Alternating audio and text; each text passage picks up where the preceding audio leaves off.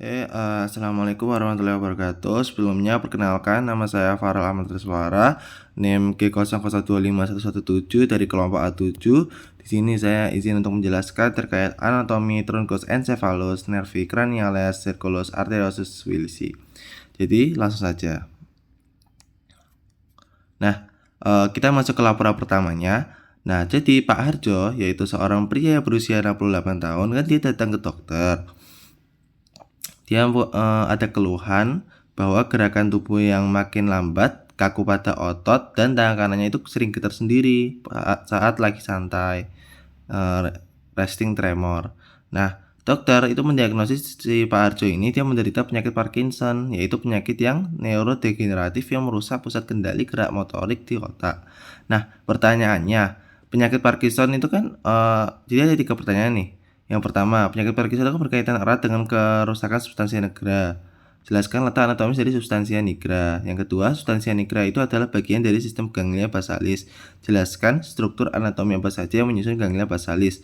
Yang ketiga, substansia nigra itu kan berarti di area batang otak. Jelaskan secara berurutan anatomi penyusun batang otak, yaitu atau namanya truncus encephalitis.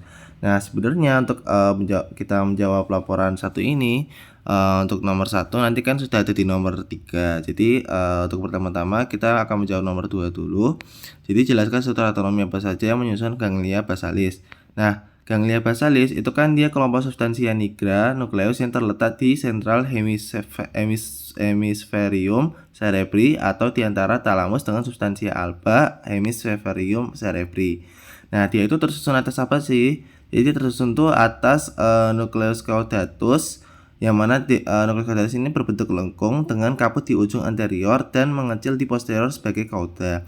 Nah, kaput nukleus caudatus itu dia melanjutkan diri ke dalam putamen, dan cauda nukleus caudatus berakhir di kompleks amygdaloideum. Nah, terus ada tersusun dari nukleus lentiformis juga, yang mana terdiri dari 2 bagian, yaitu putamen yaitu di lateralnya dan globus pallidus di medialnya, yang dipisahkan oleh lamina medulla externa. Jadi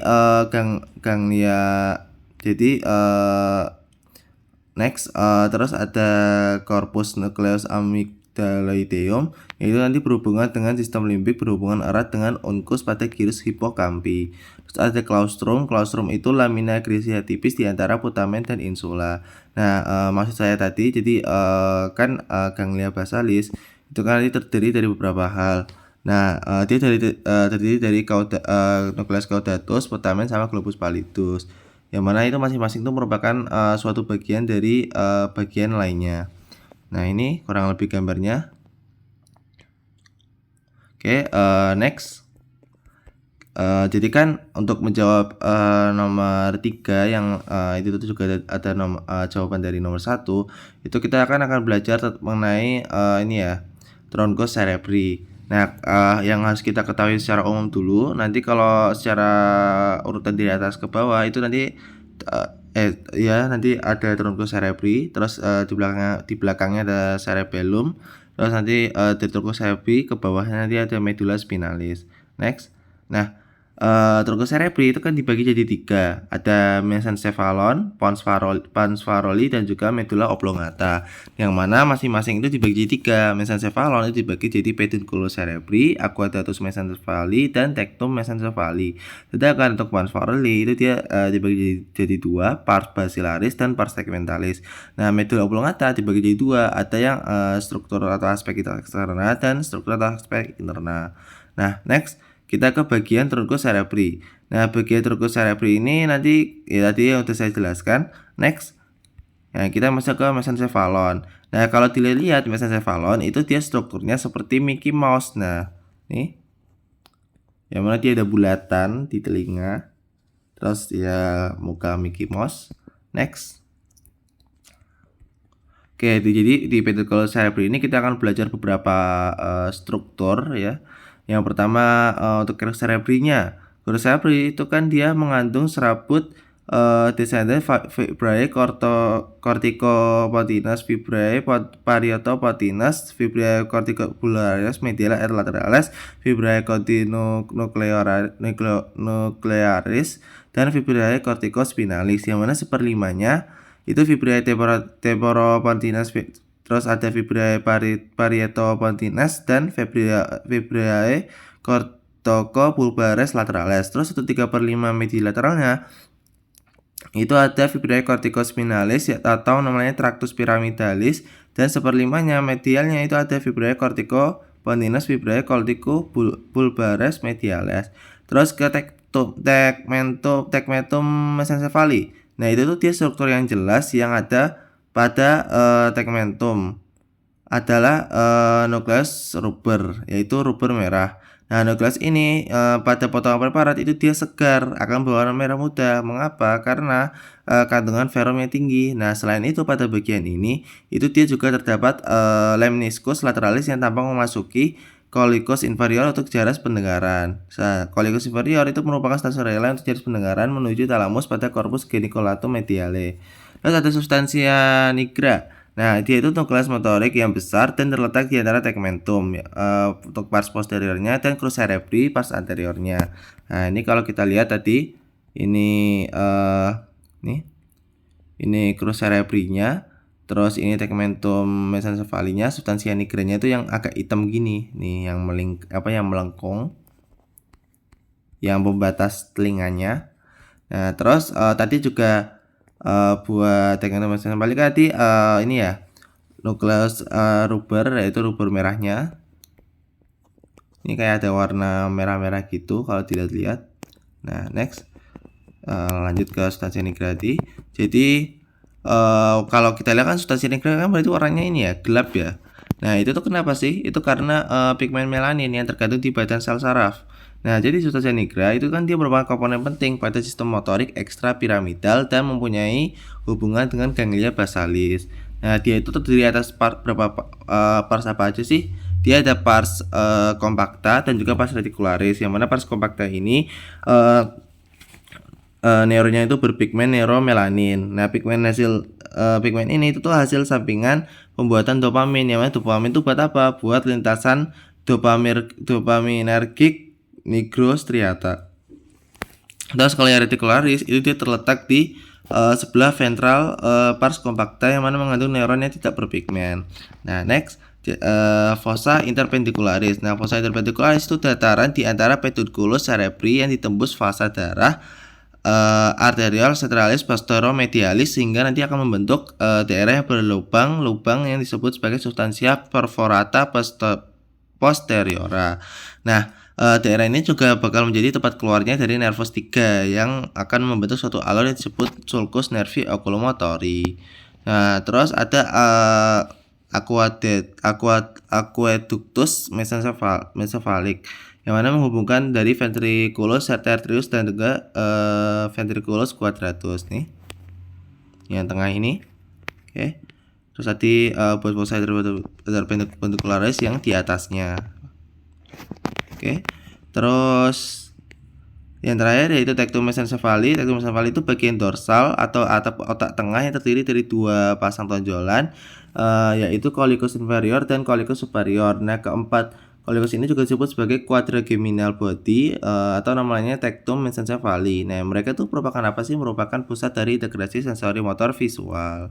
Yang di mereka itu yang bawah ini, tonjolan bawah. Oke. Kita lanjut saja. Nah, tempat nukleus nervus itu kan jadi kita akan belajar beberapa hal di sini dari preparatnya. Oke, yang pertama yaitu colicus superior.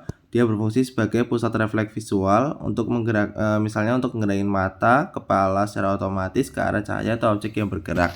Terus colicus inferior, kalau di superior visual berarti inferior ini lebih ke auditorik. Nah, terus ada nervus 4 atau namanya nervus nuclearis. Nah, dia itu satu-satunya nervus cranialis yang keluar dari permukaan dorsal batang otak, tepatnya di bawah colicus superior. Dia menginervasi dari otot oblikus superior mata. Nah, terus ada geniculatum lateral yang mana menjadi stasiun relay utama jalur penglihatan visual. Nah, karena geniculatum lateral ini visual, berarti geniculatum medial sebaliknya dia itu relay impuls pendengaran sebelum diteruskan ke korteks auditorik yang ada di lobus temporalis.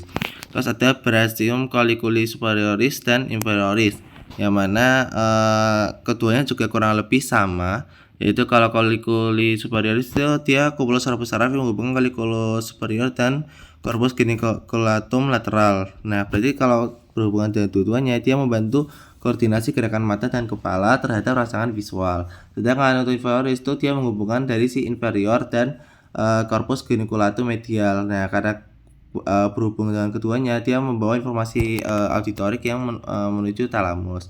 Next, kita ke materi pons Farolli. Nah, pons yang juga disebut sebagai pons Farolli atau jembatan Farolius itu dia diambil dari nama ahli anatomi dan ahli bedah Italia, yaitu si Costanzo Farolio. Ya, terus dia pons itu dia merupakan bagian tengah batang otak ya, yang terletak di antara mesencephalon dan medulla oblongata. Nah, pons ini kan fungsinya apa? Jadi dia fungsinya buat penghubung, pusat penghubung antara si cortex cerebri, cerebellum, dan medulla, serta mengandung berbagai nukleus saraf cranialis. Nah, selain itu dia juga berperan buat pengaturan respirasi, kontrol motorik, dan pengantaran impuls sensorik. Nah, kalau kita lihat itu terlihat bahwa pons itu dia berhubungan dengan cerebellum itu melalui pedunculus cerebellaris medius yang besar. Nah, pada bagian ventral tampak tonjolan pons, sedangkan bagian dorsal itu ikut membentuk ventricle 4. Next, nah jadi kan tadi pons itu ada tampak dari depannya atau ventralnya dan tampak belakangnya atau dorsalnya. Nah, yang depan itu dia pars basilaris pontis, sedangkan yang belakang itu pars tegmentalis pontis.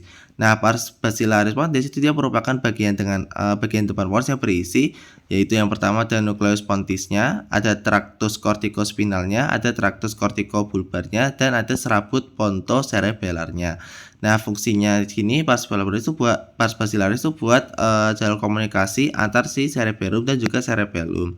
Nah, sedangkan untuk yang pars belakangnya, dia itu merupakan bagian belakang pons yang mengandung ada nukleus saraf cranialis, ascending tract sensorik, descending tract motorik, dan formatio reticularis. Next. Nah, kita masuk ke pars basilarisnya yang lebih detail. Nah, pars basilarisnya itu merupakan bagian ventral depan dari pons. Nah, dia itu bagian yang paling besar dari pons yang tampak dari permukaan anterior. Nah, kalau kalian lihat dari penampakannya, sebenarnya penampakannya kurang lebih kayak Patrick yang dibalik. Ya, nggak tahu kelihatan atau enggak. Terus berisi banyak serabut saraf transversal yang menghubungin antara si cortex cerebri dan cerebellum melalui nukleus pontis. Terus dia itu jadi jalur penting komunikasi antara si cerebrum dan cerebellum. Terus di permukaannya itu terdapat sulcus basilaris yang menjadi tempat berjalannya dari si arteri basilaris.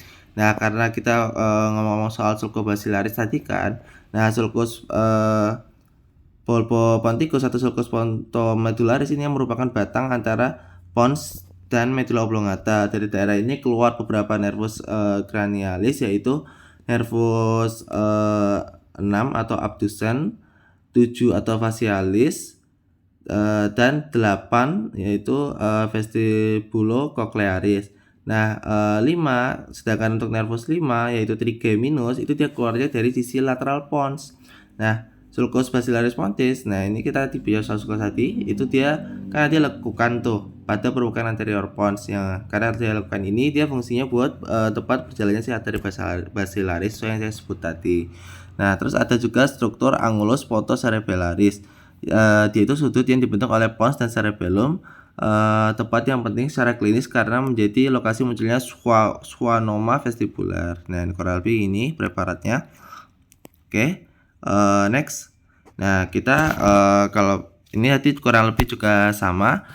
Mungkin di sini yang mau di highlight tuh arteri basilaris pontis itu dia terbentuk dari penyatuan dua arteria vertebralis, dan juga arteri basilaris ini dia fungsinya buat menyuplai pons cerebellum dan sebagian otak posterior. Next. Nah, karena kita sudah berbicara soal basilaris pontis, kita masuk ke pars yang tegmentalis pontis. Nah, di sini itu ada struktur namanya fossa rhomboidea, yang mana dia dibentuk oleh pars tegmentalis pontis pada bagian superior dan facies dorsalis medulla oblongata pada bagian inferiornya. Nah, struktur ini tuh membentuk dasar ventricle keempat dan memiliki berbagai tonjolan yang berhubungan dengan nucleus nervus cranialis. Nah, kalau kita bicara soal strukturnya nih, dia ada beberapa struktur, kayak ada sulcus medianus posterior, yaitu dia alur di garis tengah fossa rhomboidea. Terus nih, kalau dia di bagian tengah-tengah gini, garis tengah. Terus ada sulcus limitans, yaitu batas yang memisahkan area motorik di bagian medial dan area sensorik di bagian lateral. Nih, memang dia memisahkan. Terus ada colliculus facialis, yaitu tonjolan pada dasar ventricle 4 dibentuk oleh nucleus nervus 4 atau Duchenne dan diserabut nervus 7 yang melengkung mengelilingnya, genu interna nervus facialis. Terus ada stria medullaris, yaitu dia serabut transversal pada fossa rhomboidea yang mana menjadi batas antara si bagian pontin dan medula. Nah, berhubungan dengan area nuclei vestibularis, cochlearis, dan salivatorius. Ini kurang lebih baratnya. Oke, kita lanjut aja ke nuclei craniales. Nah, ini kurang lebih ada penampakan dari setiap nervus cranialis yang mana memiliki nukleus spesifik di batang otak. Nah, masing-masing nukleus spesifiknya itu dia punya masing-masing gejala neurologis yang khas dari lokasinya.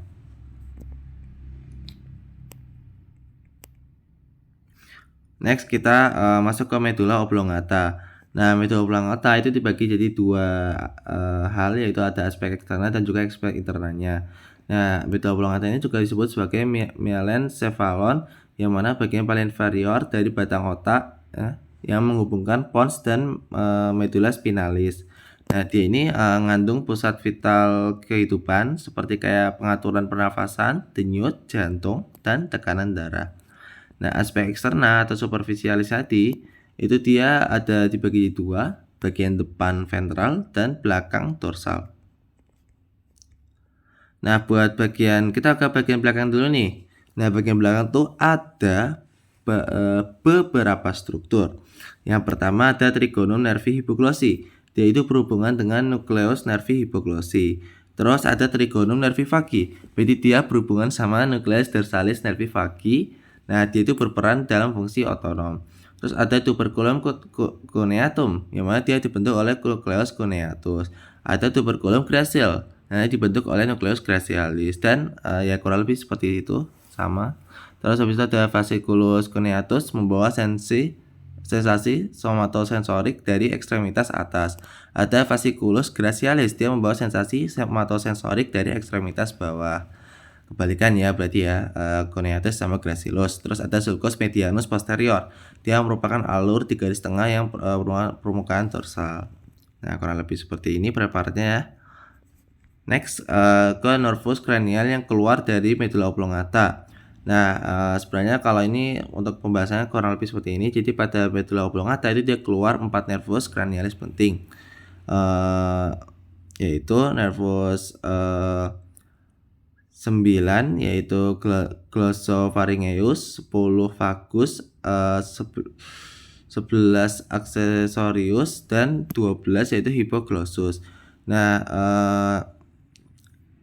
nervus yang tadi yang 9, 10, 11 itu dia keluarnya dari sulcus posterolaterales. Nah, kalau buat 12 itu dia keluarnya dari sulcus preolivaris yang berada di antara piramis dan oliva. Oke. Nah, karena kita sudah membahas bagian belakang dorsal, maka kita membahas bagian depan ventral. Nah, di preparat ini dia ada beberapa struktur, ada olivia, piramis, sulcus ventrolateral, nervus 6, viscera mediana anterior, dan desusatio pyramidum. Nah, nervus 6 atau nervus abducens itu dia keluar pada sulcus bulboponticus atau pontomedullary junction. Terus ada viscera mediana anterior, dia itu celah longitudinal yang ada di garis tengah permukaan ventral. Terus ada piramis. Piramis itu dia merupakan tonjolan akibat tractus corticospinalis atau tractus pyramidalis. Terus ada olivia. Olivia itu merupakan tonjolan dibentuk oleh nucleus olivarius inferior. Terus ada sulcus ventrolateralis atau anterolateral. Dia terletak di lateral oliva. Terus dilewati oleh nucleus nervi vagus. Terus ada desusatio pyramidum. Nah, dia ini adalah tempat persilangan dari sebagian besar serabut corticospinalis yang mana memisahnya tractus pyramidum. Nah, terus tadi kan masih ada beberapa struktur lainnya nih. Kayak misalnya ada peduculus cerebellaris inferior, yaitu jalur penghubung antara medulla oblongata dan cerebellum. Nah, struktur ini tuh dia membawa informasi proprioseptif ya atau gerakan, terus vestibular dan olivocerebellar menuju cerebellum untuk koordinasi gerakan dan keseimbangan. Nah, di bagian medial itu dia tampak ada trigonum nervi hypoglossy, yaitu dia area yang nutupin nucleus nervi hypoglossy 12 serta trigonum nervi vagi 10 yang menutupi nucleus dorsalis nervi vagi dan berhubungan dengan fungsi parasimpatis. Nah, pada bagian kaudalnya ventrikel keempat itu terdapat opex, yaitu titik tempat ventriculus quadratus yang berlanjut jadi kanalis centralis medulla spinalis. Nah, sekitar opex itu ada area postrema, itu salah satu organ circumventricular yang berperan sebagai chemoreceptor trigger zone dan berhubungan dengan refleks muntah. Terus ada di permukaan tersebut juga memperlihatkan alur-alur penting, yaitu sulcus-sulcusnya, yang mana udah saya jelasin tadi. Mungkin buat tambahnya ada medianus posterior, alur di garis tengahnya, dan intermedius posterior yang memisahkan fasciculus gracilis dan fasciculus coneatus. Oke, next. Terus ada fasciculusnya. Ya, jadi ada fasciculus di bagian posterior medulla terlihat itu jalur sensorik columna dorsalis, yang mana ada fasciculus gracilis membawa sensasi propriosepsi vibrasi halus dari ekstremitas bawah, coneatus yang membawa sensasi yang sama di ekstremitas atas.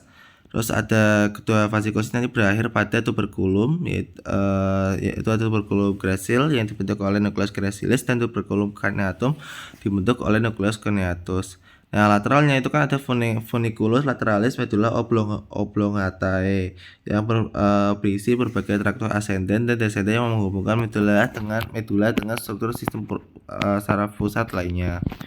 Nah, kita sudah membahas sebagian besar dari aspek eksternal.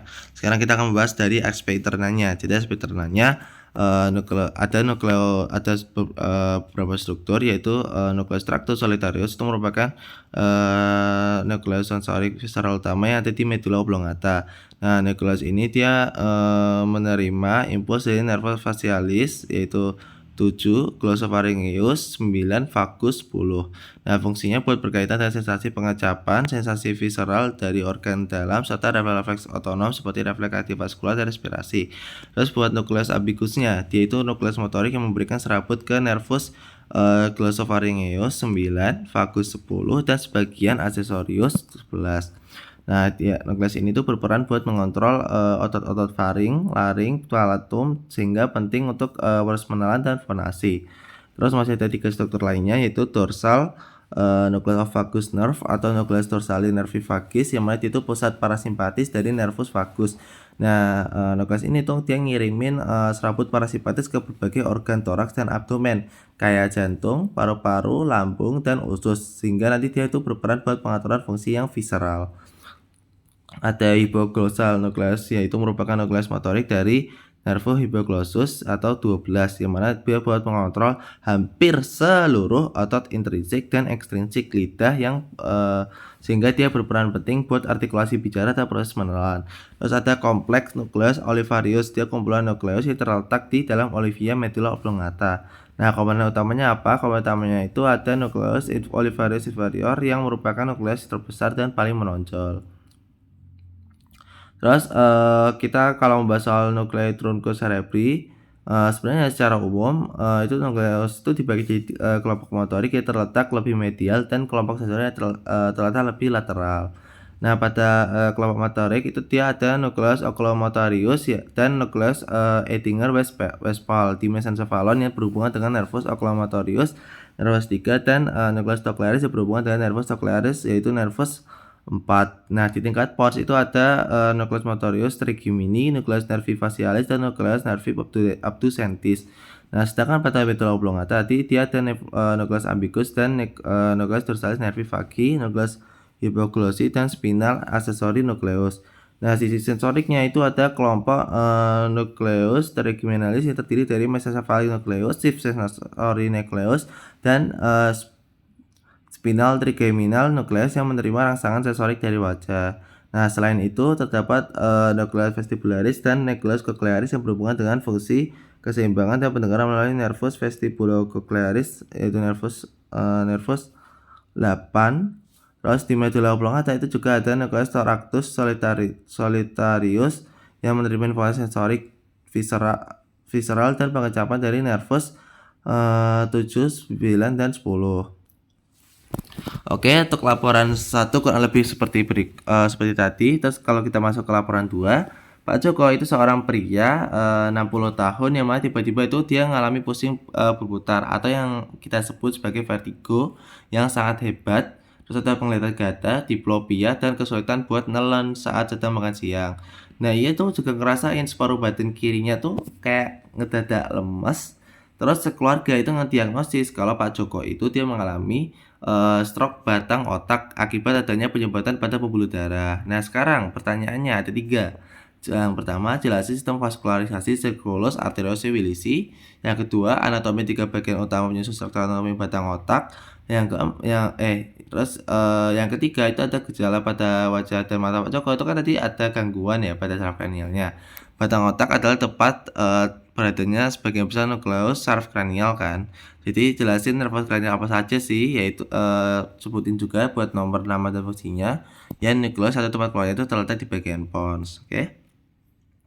Karena tadi nomor 2-nya sudah terjawab di laporan pertama, berarti yang kita jawab sekarang adalah yang untuk soal pertama dan soal ketiga.